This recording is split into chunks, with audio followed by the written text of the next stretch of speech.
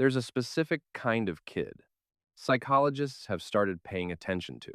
The one at the dinner table who isn't eating but watching, tracking whose voice just changed pitch, whose chair scraped back too fast, how many seconds until the room tips from fine into not fine.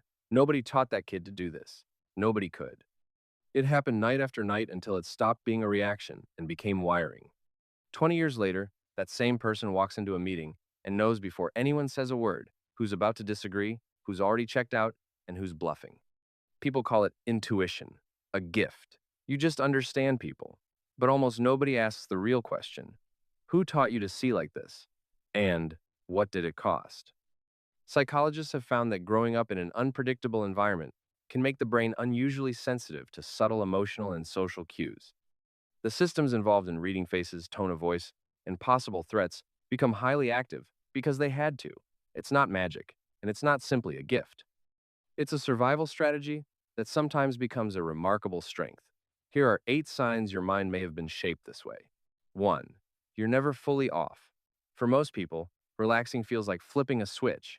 For you, it's more like turning down a dimmer that never reaches zero. Even with people you trust, some part of your mind is still listening beneath the conversation, noticing tiny changes that everyone else misses. Psychologists call this hypervigilance.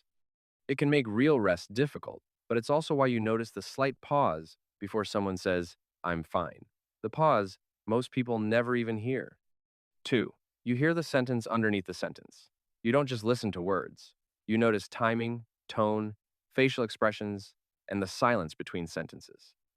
You learned early that what people say and what they feel aren't always the same thing. People think you're naturally intuitive. What they're really seeing is years of unconscious pattern recognition. 3. Chaos calms you down. Peace makes you restless. When something goes wrong, you become focused while everyone else panics. But when nothing is happening, your mind starts searching for what might. If calm once came right before conflict, your nervous system can keep expecting the storm long after it's gone. 4. You look for the reason behind people's behavior. Someone lashes out, becomes distant, or overwhelms you with kindness. Most people judge the behavior. You immediately wonder what pain, fear, or experience created it. Your brain learned that understanding motives was often more important than believing words. 5. You solve problems before anyone asks. When something needs fixing, you quietly handle it. You don't wait for someone else because, somewhere along the way, waiting stopped feeling safe.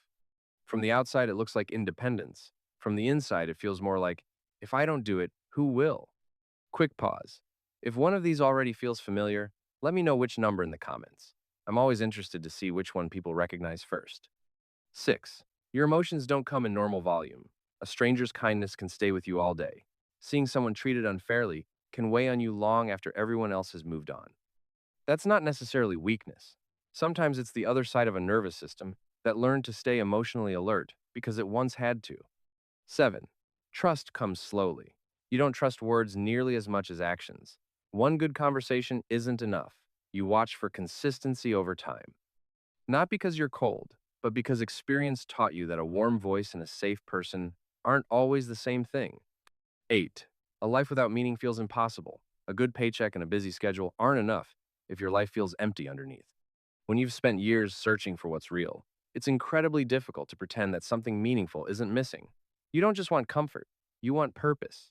Notice how easily these traits get misunderstood. The person who's always alert gets called anxious. The person who reads people gets called suspicious. The person who trusts slowly gets called distant. But underneath those labels is something much more complicated. A mind shaped by experiences it didn't choose. A mind that became incredibly observant because, at one point, it had to be. The remarkable thing is this: the same awareness that once protected you doesn't have to control you forever.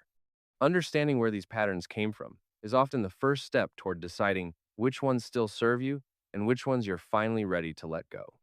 If one of these 8 resonated with you, tell me the number in the comments. I read every one. And if you enjoy exploring the psychology behind why we think, feel, and behave the way we do, subscribe.